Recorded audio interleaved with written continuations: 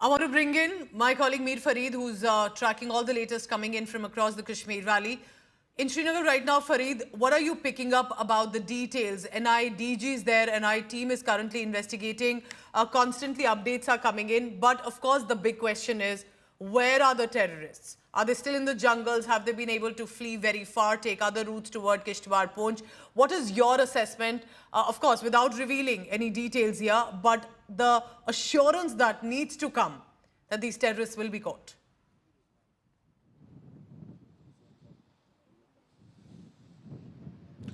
Well, Pooja, needless to say, the security agencies are hot on their trail. And in fact, as we have been discussing time and again, the way this operation, this terror attack was conducted, it was recceed and they had their escape plans. And the reaction time that was in between that the security forces lost, again, it was around 45 to 50 minutes.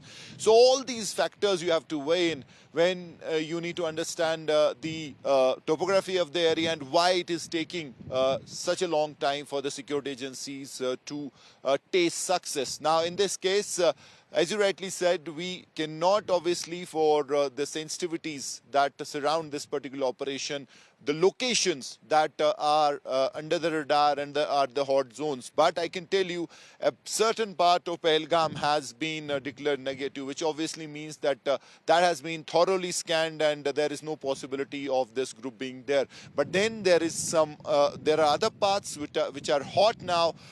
Sources say that they've got some digital signatures, they've got some heat signatures. If we can put it out that way, these are technicalities as far as security force operations are concerned, and they're focusing on these 2 to 3 locations. We won't name the locations, but they are the hot zones.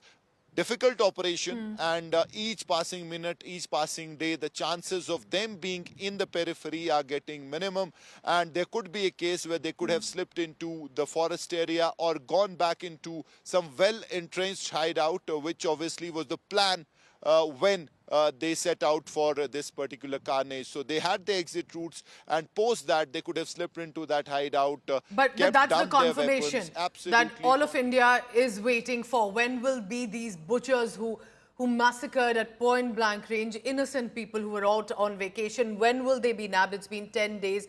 Armed forces are on the job. They are in these dense jungles. It's like a needle in the haystack, viewers. Remember that. However, of course, perhaps in the days to come, we'll have an update. Fareed, thank you very much for now. But like you were mentioning, it's the communication angle which is very important. These are such trained terrorists, not simply brainwashed, radicalized men who've taken the gun.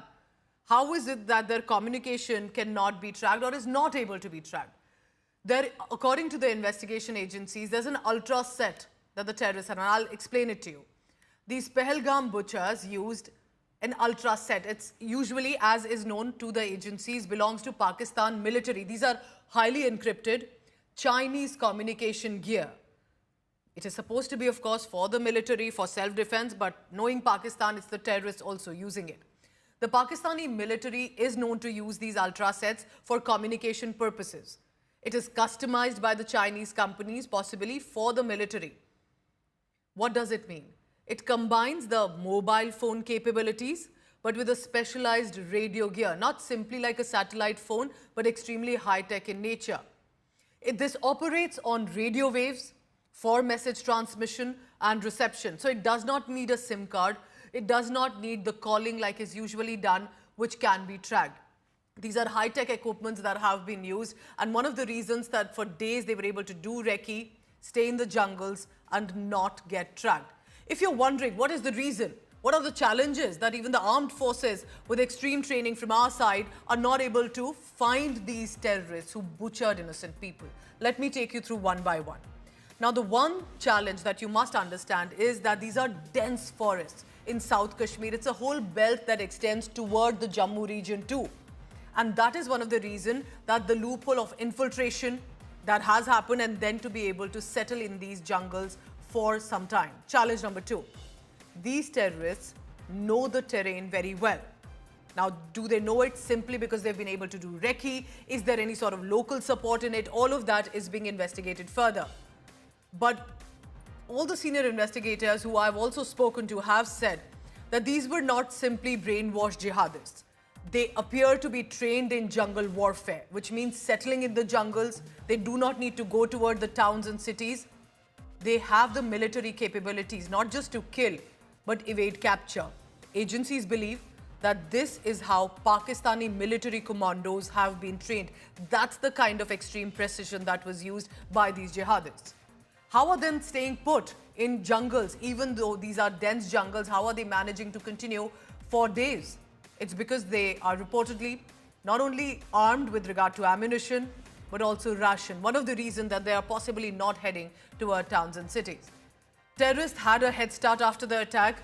That came in, of course, because of the recce that was done, understanding the terrain. So it is a very difficult operation, viewers, remember, but of course there's an expectation, and rightly so, that these terrorists need to be not just discovered, tracked, found, but they need to be neutralized. That will bring at least some justice, some closure to an extent to the survivors and eyewitnesses living in trauma. Kamaljeet Sandhu is in the Kashmir Valley. She's joining me right now from Pahalgam. Kamaljeet, I come to you. It's a long wait. It's an expected wait. But also bring to us 10 days on, what is the reason? What are the challenges? Why is it so difficult to track down these terrorists? Well, these are unventured territories as far as armed forces are concerned. But remember, there's a coordination which needs to be done. Remember, there was information coming in that perhaps they were operating in these particular areas. But these, as you were mentioning, are dense forests just below the snow-capped mountains. And this is where they could be in cave-like cavities. Also, what we've been told is since it's an uphill task, they literally have to walk up the hill while the terrorists may be looking down upon security forces. There seems to be a terrain dominance there.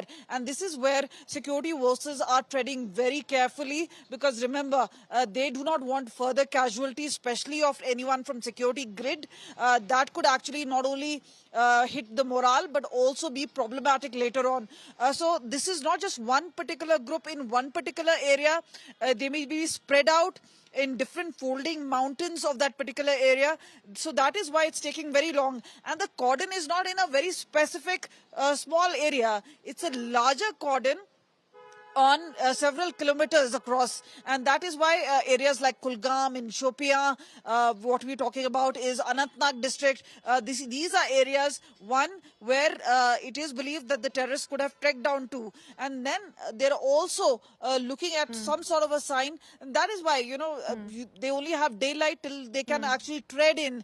And what our sources indicate to us now is that it may actually take a little more time than anticipated. It's because this is an area which has been a no-go zone in many other ways. But definitely, as far as terrorists are concerned, they could just be hiding everywhere. They are self-sustaining, carrying their own food, no contact with civil population. So all that has been there. But based on the intelligence, a larger cordon has been laid, and it's just a matter of time. It may take a few more days. But remember, neutralizing these terrorists is on top priority as far as the security grid is concerned. And also a reminder that with Kashmir, with Jammu, you cannot let your guard down, even though there may be a lot of transformation and changes that have happened in the Kashmir Valley. Because while Indian government and the people of Kashmir are pushing for positive changes, Pakistan has been working hard to ensure chaos and commotion, which sadly this time they did successfully implement.